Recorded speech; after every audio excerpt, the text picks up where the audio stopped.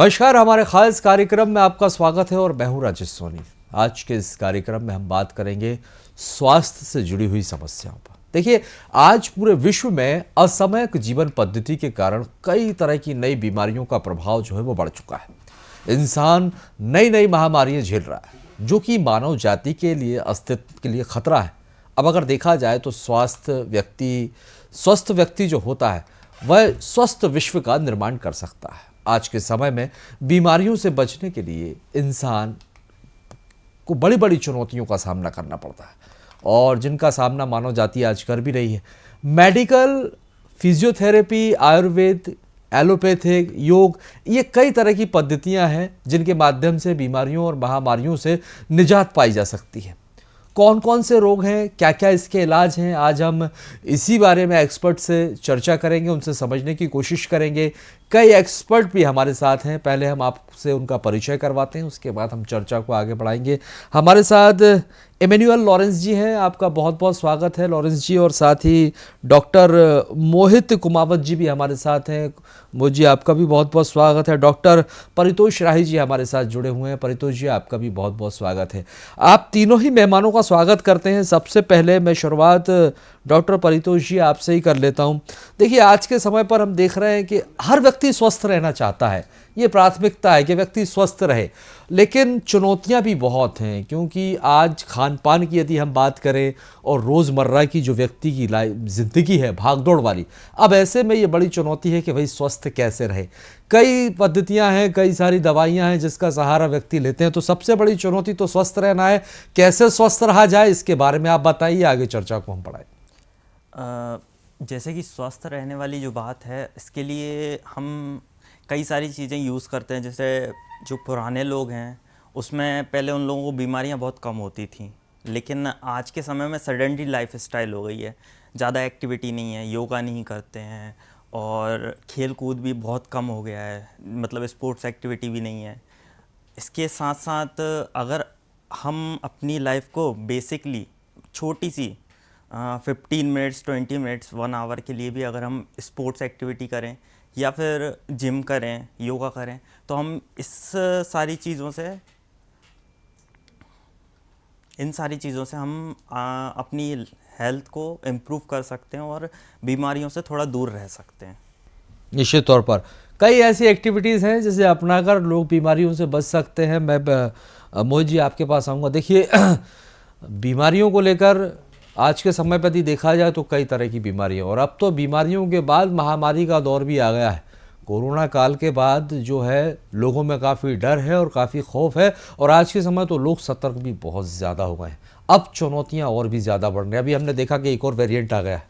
अब ऐसे में लोगों को सुरक्षित रख पाना कितनी बड़ी चुनौती है, आप कैसे देखते हैं, आपका व्यू जानना चाहिए। क्या कुछ बचाव के रास्ते अपनाना चाहिए? जैसे कि साइंटिस्ट, डॉक्टर्स और उनकी जो पूरी टीम है वो दिन पे दिन रिसर्च करते रहते हैं और उस चीज़ की जांच वगैरह करते रहते हैं। तो इन्हीं सब चीज़ों में ध्यान में रख के वो लोग उससे बचाव के तरीके और उनसे कैसे बचा जा सकता है, क्या क्या प्रिकॉशन है, ये आमतर लोगों को पता होते हैं और ये न्यूज़ के द्वारा, पेपर के द्वारा या फिर उनकी बातों के द्वारा बताया जाता है कि किस तरीके से किसी डिज़ीज़ से या फिर किसी महामारी के बचाव के साधन क्या क्या होते हैं। तो अगर हम उन्हीं साधनों का हम प्रयोग करें तो उनसे हम बच सकते हैं। लेकिन सबसे ज़रूरी है अपनी लापरवाही। अगर लापरवाही हम निरंतर बरतते जाते हैं तो ये चीज़ें और बढ़ जाती हैं और बीमारियों से ग्रसित हो जाते हैं।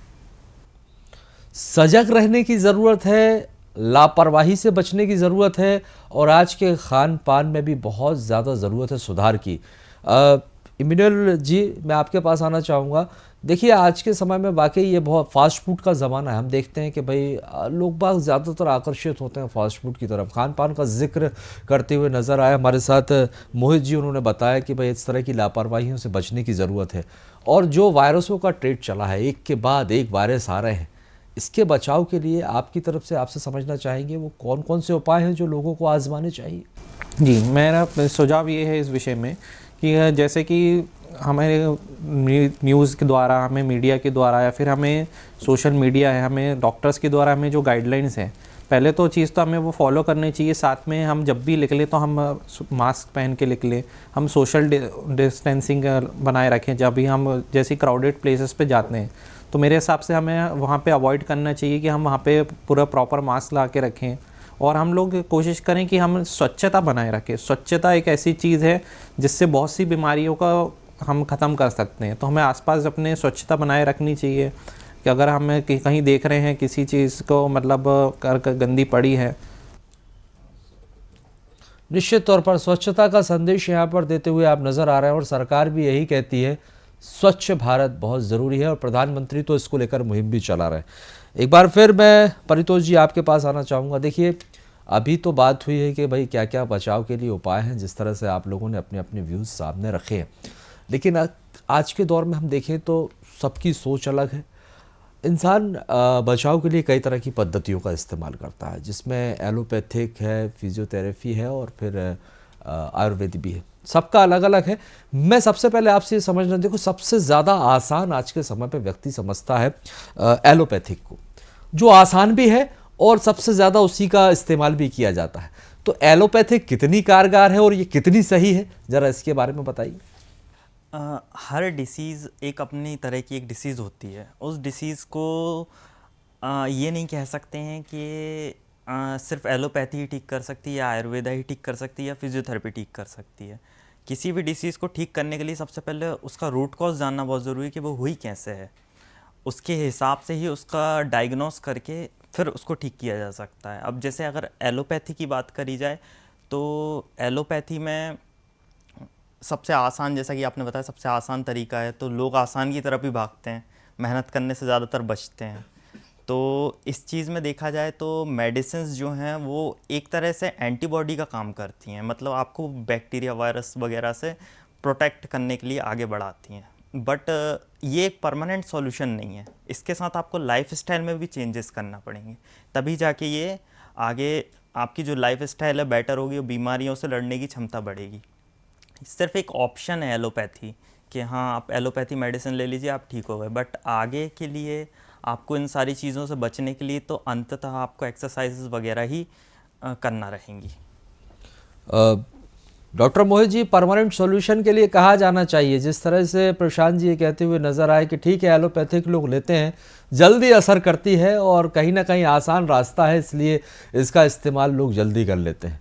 सॉल्यूशन नहीं है, लेकिन परमानेंट सॉल्यूशन कहाँ देखते हैं आप? कौन सी पद्धति अपनानी चाहिए?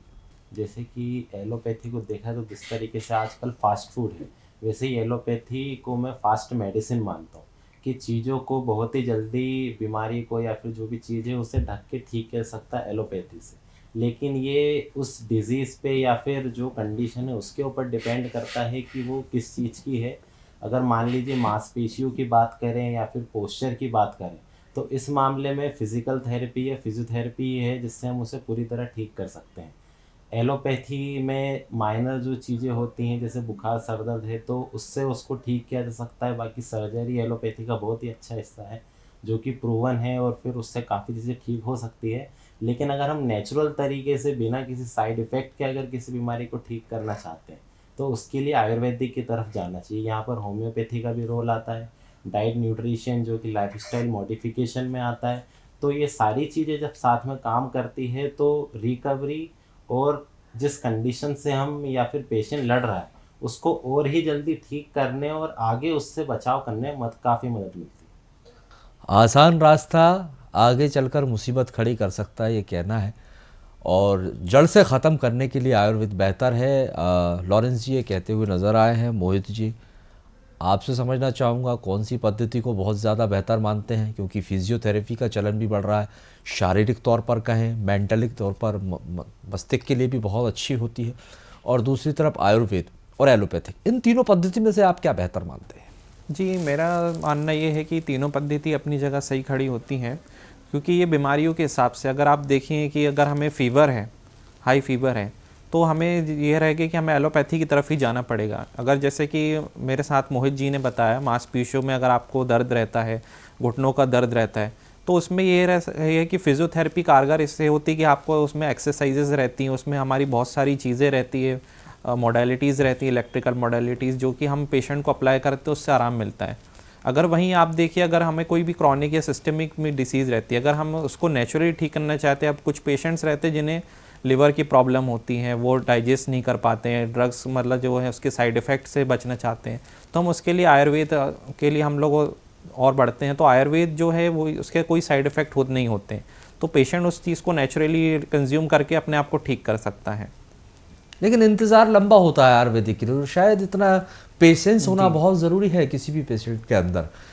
एलोपैथिक की यदि बात करें लॉरेंस जी, तो क्लिनिकल टेस्ट हुआ होता है उसका, लोग कहीं ना कहीं इसलिए भरोसा ज़्यादा करते हैं। हाँ जी, एलोपैथिक का ये है कि सर आज के समय देखिए लाइफस्टाइल हमारी ऐसी, हम बहुत बिजी रहते हैं, हमारे पास अपनी हेल्थ को या फिर अपने आपको टाइम देने के लिए समय नहीं है। तो इस तरफ ये रहता है कि पेशेंट्स को भी जल्दी चाहिए रहता है, रिजल्ट चाहिए रहता है। तो आज के समय हमारा लाइफस्टाइल है और अभी जो रोज़मर्रा के काम इतने रहते हैं कि हम उस चीज़ को नहीं कर पाते हैं। पर लेकिन जो लोग अभी रिटायर्ड हैं, जो लोग इस चीज़ को समझते हैं, तो वो अपने आप को उस चीज़ के लिए समय देते हैं। जिस तरह से आपने बताया था, एलोपैथी के बारे में बताया, फिजियोथेरेपी के बारे में बताया और आयुर्वेद के बारे में बताया, आज के समय में योग भी बहुत ज़रूरी है। फिजियोथेरेपी में यदि हम बात करते हैं तो एक्टिव रहने के लिए, यदि व्यक्ति एक्टिव रहेगा, एनर्जेटिक रहेगा, तो जाहिर सी बात है बहुत सी बीमारियों से वैसे भी बचा जा सकता है। इसके लिए फिजियोथेरेपी को कितना बेस्ट मानते हैं आप? फिजियोथेरेपी एक ट्रीटमेंट है। अगर आपको कोई प्रॉब्लम हो रही है तो फिजियोथेरेपी उसमें इलाज करेगी, लेकिन एक्सरसाइजेज आपका एक रूटीन होना चाहिए। जिस रूटीन में आप जैसे कोई भी एक्सरसाइजेज या जिम कर रहे हैं या योगा कर रहे हैं, तो उससे आपकी जो एक्टिविटी है, इम्यूनिटी है, वो सारी चीज़ें बूस्ट होंगी। उस वजह से आपको कोई किसी भी तरह की डिसीज़ है वो बहुत जल्दी आप पे वो नहीं करेंगे, आक्रमण नहीं करेंगी। जैसे कि कोरोना की बात करी जाए तो कोरोना में कई सारे लोग जिनको कोरोना हुआ लेकिन वो झेल गए, उनको कोई ऐसी प्रॉब्लम नहीं आई। लेकिन कई सारे लोग उस चक्कर में, आपने देखा कैसा डिज़ास्टर हुआ कि लोग उसको सरवाइव नहीं कर पाए हैं। काफ़ी हॉस्पिटलों में भी कई सारी चीज़ें रहीं। लेकिन अगर ये उन्हीं लोगों के साथ ज़्यादा हुआ जिनकी इम्यूनिटी थोड़ी वीक थी, जो कोरोना से डील नहीं कर पाए। तो मेरे हिसाब से तो अगर आप सिर्फ एक्सरसाइजेस, योगा वगैरह सारी चीज़ें कर रहे हैं तो आप इजीली सारी डिसीज़ से सरवाइव कर जाएंगे।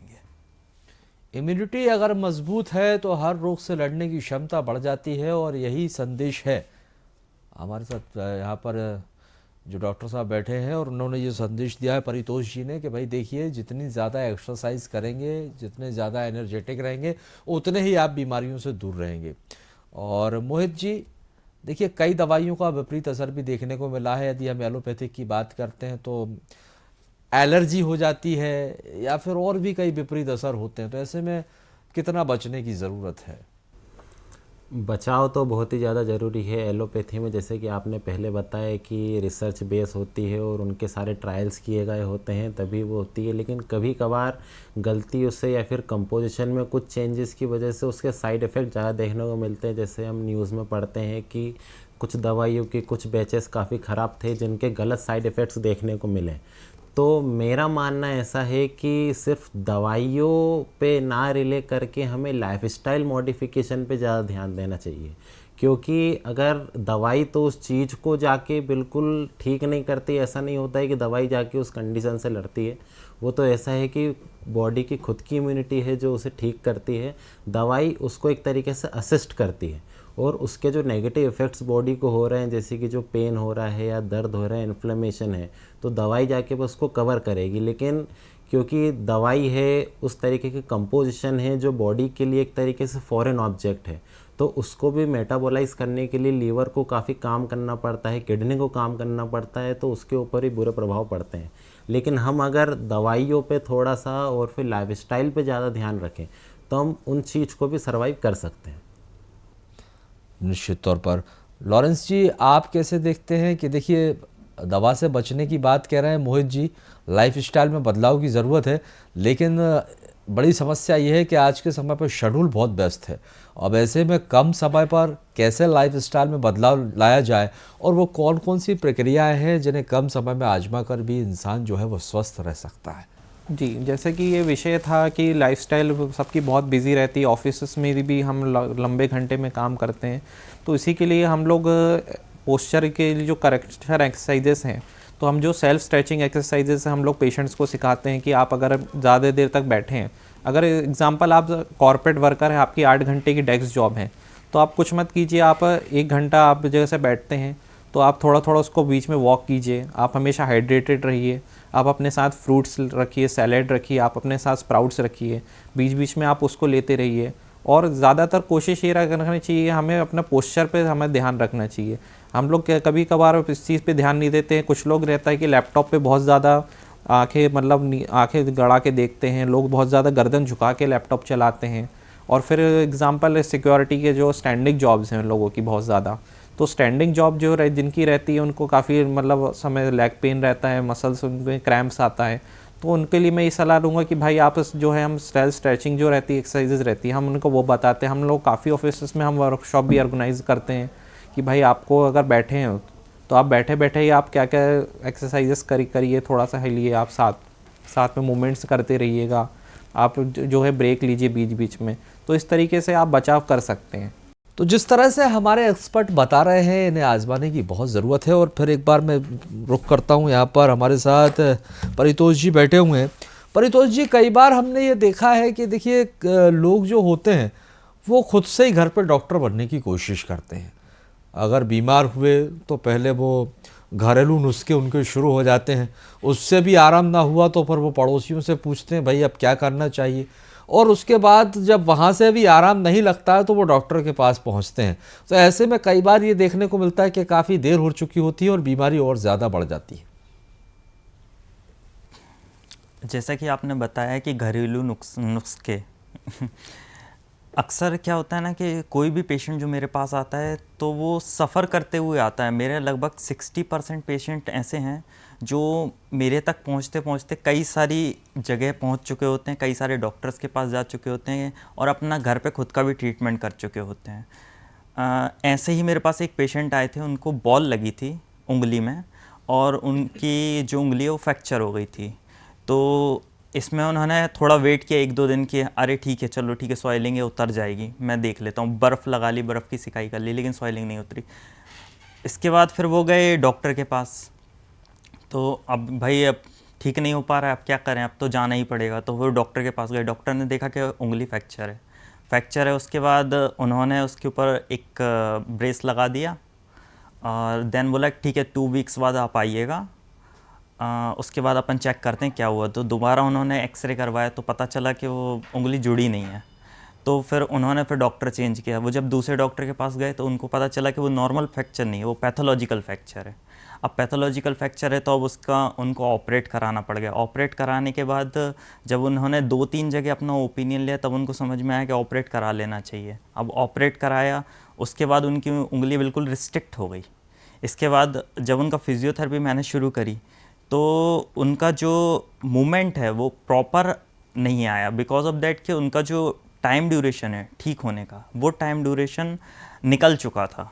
अब जितना मैं उसको इम्प्रूव कर पाया मैंने उतना तो कर दिया, लेकिन इस चीज़ से मुझे समझ में आया कि लोगों में अवेयरनेस की कमी है कि कब कहाँ किस डॉक्टर को दिखाना चाहिए। तो इसी से रिलेटेड हम लोगों ने अपना एक ब्रांड को भी इंट्रोड्यूस किया, मेटवाइस। इसमें हम लोग क्या करते हैं कि कोई भी पेशेंट है या उसको कोई प्रॉब्लम हो रही है, क्रॉनिक कंडीशन, एक्यूट कंडीशन, तो वो हमें डायरेक्टली कॉल कर सकता है।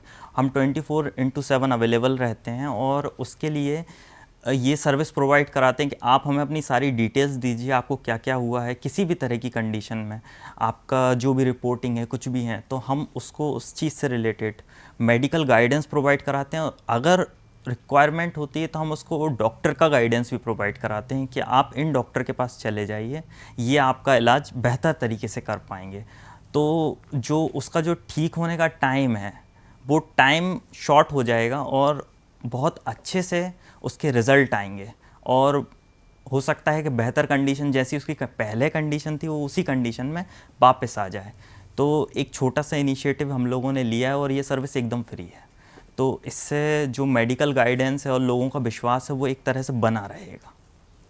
निश्चित तौर पर एक गाइडेंस प्रोवाइड करवाई जा रही है ताकि लोग घर पर डॉक्टर ना बने और यहाँ अपने सलाह मशवरा कर सकते हैं और जो बताया जाए वहाँ डॉक्टर को जाकर इलाज भी करा सकते हो सकता है कि आप ये भी बता दें कि भाई घर पे भी कैसे ठीक हो सकते हो खुद से डॉक्टर बनने के अलावा कि भाई ये इलाज है तो ये कोशिश रहेगी इस तरह से गाइडेंस लेते हुए आगे बढ़ें और ताकि जल्द से जल्द राहत मिल सके, एक अच्छा रिजल्ट सामने आए। चलिए मैं आगे रुख करता हूँ मोहित जी का। मोहित जी देखिए, लोगों के जहन में एक बात और होती है, जैसे कोई बीमारी हुई कि भाई क्या करें, कोई सोचता है कि भाई एलोपैथिक ले लें, कोई सोचता है कि नहीं नहीं नहीं आयुर्वेदिक ज़्यादा बेहतर रहेगी, और लोगों से सुनते भी पूछते भी कोई बता देता भाई फिजियोथेरेपी करवा लीजिए। ऐसे में मेंटली प्रिपेयर रहने की बहुत ज़रूरी है कि इंसान अगर दिमागी रूप से तंदुरुस्त रहेगा तो शायद सही दिशा में आगे बढ़ेगा और सही बीमारी का हल निकाल पाएगा। बिल्कुल। यहाँ पर सबसे बड़ा मुद्दा ये आता है कि पेशेंट की मेंटेलिटी उसकी कंडीशन के लिए क्या है। अगर दर्द बहुत ही ज़्यादा सीवियर है और पेशेंट की सहनशीलता कम है तो इस कंडीशन में वो एलोपैथी की तरफ रुख कर सकते हैं, क्योंकि वहाँ पर रिज़ल्ट जो है वो फास्ट देखने को मिलते हैं। लेकिन अगर उन्होंने एलोपैथी ली है तो उन्हें डॉक्टर से उस बारे में सही से बातें करनी है और क्लियर बातें करनी है कि ये जो दवाई लिखी है उसके क्या साइड इफ़ेक्ट हो सकते हैं, इसका क्या और इलाज हो सकता है, इसका क्या और मैनेजमेंट हो सकता है, क्या इसे बिना दवाई के थ्रू या फिर इसे और किसी पैथी के थ्रू ठीक किया जा सकता है क्या। क्योंकि डॉक्टर्स जो होते हैं वो ज़्यादातर ओपन माइंडेड होते हैं, तो वो आपसे इस चीज़ के बारे में बिल्कुल डिस्कस करेंगे। तो आपको अपने डॉक्टर से पूरा अच्छा समय लेना है और फिर उससे इस चीज़ के बारे में डिस्कस करना है। लेकिन अगर कोई ऐसी कंडीशन है जो कि क्रोनिक है, इसका मतलब कि वो काफ़ी लंबे समय से चली आ रही है और आप काफ़ी हाई डोज की दवाइयाँ ले रहे हैं, तो वो आपके शरीर पे बुरा इफ़ेक्ट डालेगी। अगर उम्र कम है तो और ज़्यादा इफ़ेक्ट उम्र बढ़ने पर बढ़ जाता है। तो ऐसी कंडीशन में आपको उस तरफ रुख करना चाहिए जहाँ पर साइड इफ़ेक्ट कम हो। अगर कम उम्र है और मतलब जो बीमारी है या फिर जो उसका जो इलाज है वो अगर लंबा चलेगा तो उस कंडीशन में आपको होम्योपैथी आयुर्वेदिक की तरफ जाना चाहिए। और अगर ऐसी कंडीशन है जिसके अंदर मांसपेशियों में या फिर बोन में किसी तरीके का दर्द है तो इसमें आपको फिजियोथेरेपी की तरफ रुख करना चाहिए, क्योंकि फिजियोथेरेपी में हम लोग नेचुरल तरीके से बॉडी की हीलिंग को यूज़ करके रिकवरी को तेज़ करके उसको नेचुरली ठीक करते हैं। उसका कोई साइड इफ़ेक्ट नहीं होता है, उससे कोई अलग इफ़ेक्ट नहीं होता है। हम बॉडी को ही उसकी नेचुरल कंडीशन में जिसमें उसे होना चाहिए उसे हम दोबारा वापस लाते हैं। तो इस तरीके से इंसान को अपनी कंडीशन के बारे में बैठ के समय लेना चाहिए, जल्दबाजी नहीं करनी चाहिए, अपनों से बातें करनी चाहिए। और जो परिवार के समझदार हैं या मुखिया है या कोई डॉक्टर के संपर्क में है तो उनसे खुल के इस चीज़ के बारे में बातें करें तो सही समाधान मिल जाएगा। जी बिल्कुल। लॉरेंस जी आपके पास आना चाहूँगा। देखिए फिजियोथेरेपी का जिक्र भी उन्होंने किया, लेकिन आज के समय पर कई बार ऐसा होता है लोगों को चोटें लग जाती हैं और मेडिकल क्षेत्र में लोग ज़्यादा बढ़ते हैं, कम ही लोग फिजियोथेरेपी की तरफ आगे जाते हैं। लेकिन जिस तरह से बताया कि कोई साइड इफ़ेक्ट भी नहीं है, तो फिजियोथेरेपी जो है वो इसमें कितनी कारगर साबित है और किस तरह की चोटों के लिए फिजियोथेरेपी का इस्तेमाल किया जा सकता है?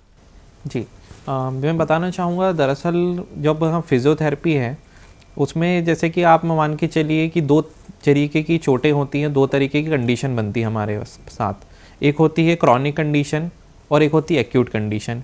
एक्यूट कंडीशन आप समझें कि जो हमें तुरंत जो चोट लगती है या फिर तुरंत हमें जो इंजरी होती है तो हम उस पर, और क्रॉनिक होती है कि जो हमें पुरानी कई समय से हमें समस्या थी, पुरानी समस्याएं थी 10 साल पहले, 2 साल पहले, 2 महीने पहले, तो हम जो पुरानी समस्याएं, जो पुरानी समय से हमें दर्द चला रहा है हम उसे क्रॉनिक में क्लासीफाई करते हैं। तो जब हम क्रॉनिक की अगर हमें कोई कंडीशन, अगर हमें कोई भी दर्द रहता, पुराना दर्द हो या फिर हम पे बहुत टाइम से उससे जूझ रहे हैं उस दर्द से, तो हम उस पर गरम जो चीज़ रहती है, गरम सिकाई रहती है, हम उस पर गरम सिकाई कर सकते हैं। जैसे कि मान लीजिए घुटनों का दर्द है, अर्थराइटिस है। अर्थराइटिस में सबसे कारगर चीज़ ये है कि अगर आप उसको गरम, अपने यहाँ पे आप कुछ नहीं करिए, आप गरम तौलिए से अपना उसकी सिकाई कीजिए। निश्चित तौर पर देखिए उसमें सिकाई वगैरह भी है और कई सारी ऐसी चीज़ें हैं और जिसका इस्तेमाल यहाँ पर लोग कर सकते हैं। और जिस तरह से एक्सपर्ट्स ने सलाह दी है, इन्हें अपनाने की ज़रूरत है। एक संदेश है स्वस्थ जीवन के लिए, इसे अमल में लेकर आइए और स्वस्थ रहिए। बहुत बहुत शुक्रिया आप मेहमानों का हमारे साथ जुड़ने के लिए, चर्चा में शामिल होने के लिए। तो देखिए जिस तरह से हम देखते हैं आज की रोज़मर्रा की ज़िंदगी और भाग दौड़ वाली ज़िंदगी में हर व्यक्ति स्वस्थ रहना तो चाहता है, लेकिन स्वस्थ रहना उसके सामने एक बड़ी चुनौती बनकर उभर रहा है। और ऐसे में व्यक्ति सोचता है कि इलाज कैसे मिले, वो कौन सी तकनीक है जिनसे इलाज कराना चाहिए ताकि अच्छे से अच्छा रिजल्ट मिल सके। और इसी पर हमने अपने एक्सपर्ट से चर्चा की और जिस तरह से उन्होंने जो एडवाइस दी है, जो गाइडेंस दिया है, उसे अपनाइए और बेहतर ज़िंदगी जिए, स्वस्थ रहिए, अपना ख्याल रखिए। बहुत बहुत शुक्रिया और आगे की खबरों के लिए देखते रहिए न्यूज़ वर्ल्ड।